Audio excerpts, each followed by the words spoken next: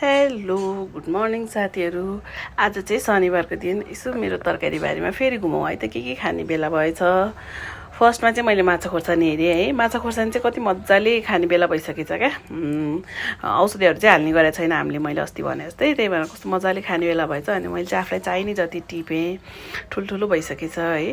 यति टिपिसकेपछि चाहिँ म सिमी टिप्न गएँ। फेरि सिमी पनि कस्तो मजाले गेडा लागिसकेछ। अब चाहिँ पाक्ने बेला पनि भयो।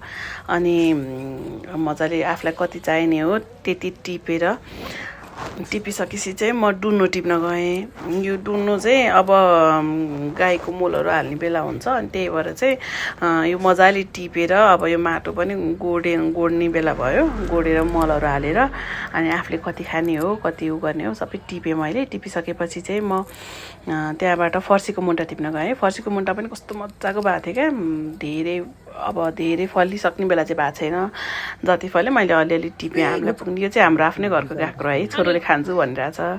अनि यो चाहिँ पुदिना। यो पुदिना चाहिँ मैले कति गर्दा पनि नसरेर मैले बल्ल तल्ल यतिको बनाएको थिएँ पुदिना। अनि मैले चाहिँ आज अचार खानलाई टिपेँ।